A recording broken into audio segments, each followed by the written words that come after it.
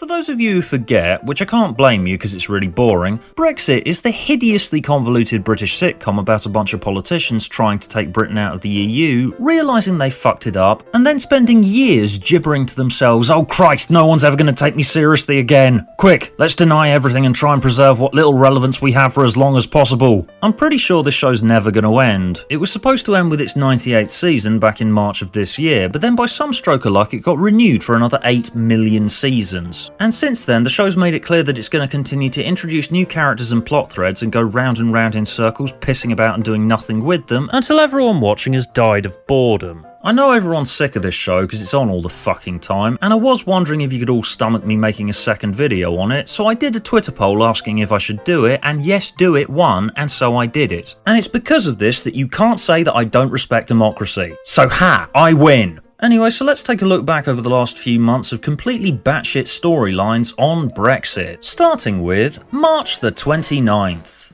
March the 29th was supposed to be this immovable date when Britain would actually withdraw from the EU. We had to do it on March the 29th apparently, otherwise no one would ever trust the Tory party again. Then when Brexit got delayed to October the 31st because no one had thought this shit through properly, you had Tory MPs going around talking about how now we have to leave on October the 31st or no one will ever trust the Tory party again. Honestly, for realsies, believe us this time, Pinky Swear, which I believe is Mark Francois' porn name. And we will leave the EU on the 29th of March 2019. Do we understand? And getting ready to come out on October the 31st. 31st, correct. Come what may. Come what may. Do or die. Come what may.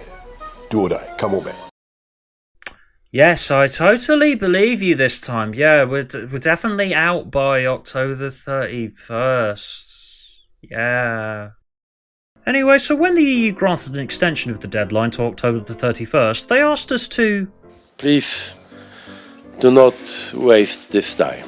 The reason they felt they had to say that was because that was literally all that had been happening for the last 3 fucking years. Theresa May triggered Article 50 with no plan and no idea what she was doing, starting the 2-year deadline to exit, called a pointless election immediately afterwards, lost her majority in the process, and then wasted a fucking year and a half before actually bothering to get her cabinet together to discuss their Brexit strategy, brought back an agreement that everyone hated, kept cancelling votes in Parliament on accepting the agreement because she knew she wouldn't win it, went back to ask for more concessions that it was made clear she wasn't going to get, stalled until the last possible moment just to save her own arse, seemingly just so that she would last longer in the job than Gordon Brown, before finally asking for an extension to Article 50 the fucking week before the deadline, before resigning and fucking off. So in order to not waste that time leading up to the new deadline, the Tories decided to hold an election for a new Prime Minister, pissed about before even deciding on their Brexit strategy, trying to call a pointless election before going back to the EU to ask for more concessions, the new guy stalled until the last possible moment, and oh dear.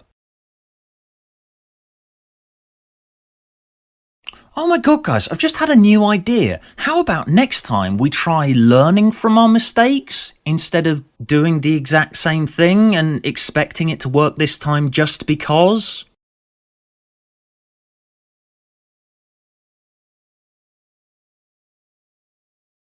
You're fired.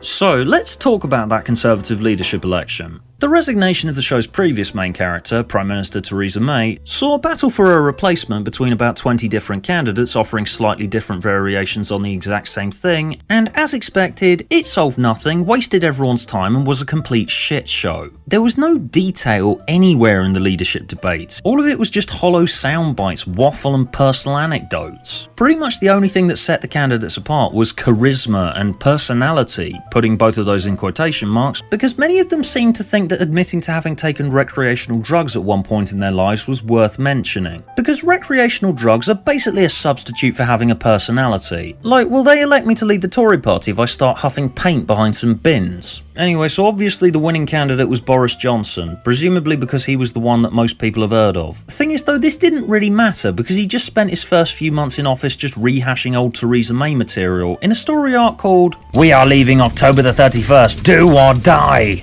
So we had people talking all summer about how a no-deal Brexit was definitely going to happen on October the 31st now, and for some reason everyone seemed to believe it. Was it a curse? Mass hypnosis? What the fuck was going on here? Do we understand? And getting ready to come out on October the 31st. 31st, correct. Come what may. Come what may. Do or die. Come what may.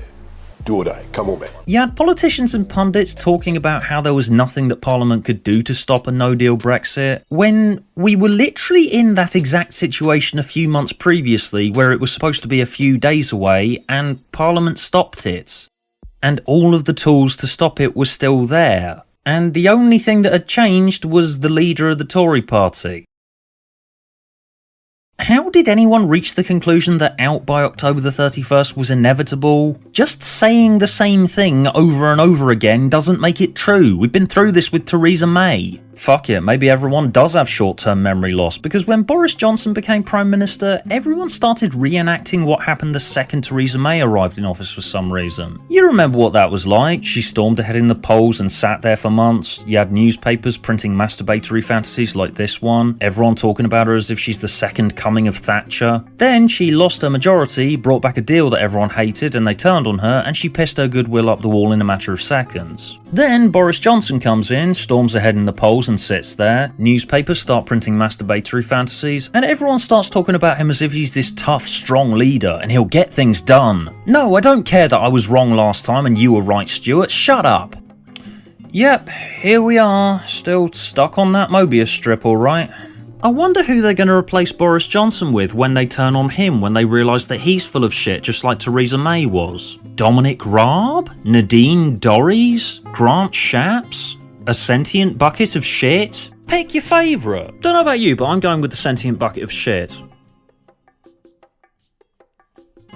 Wait, which one's the sentient bucket of shit again? I can't tell them apart. It's this one, right? Anyway, then we get to, we need a general election. So it's September at this point, and because new Prime Minister Boris Johnson had a deadlock parliament that was out of his control, he stood up in parliament and proposed we hold an early general election, which is something that he ruled out in his leadership bid and that he'd said he didn't want in a speech that he gave fucking 24 hours earlier. He needed the opposition on side to get his election, but no one trusted him not to use said election to try and force a no-deal Brexit on October the 31st, so they refused. There's a vote in Parliament, and he doesn't get his election. The Tories then start distributing leaflets accusing the opposition leader of being a chicken for not wanting an election, and handing around actual buckets of what looks like fried pigeon, as if they were concerned that people weren't going to get their clever joke. Jeremy Corbyn is a chicken. Here is some chicken. Ha ha ha, how amusing. We are hilarious.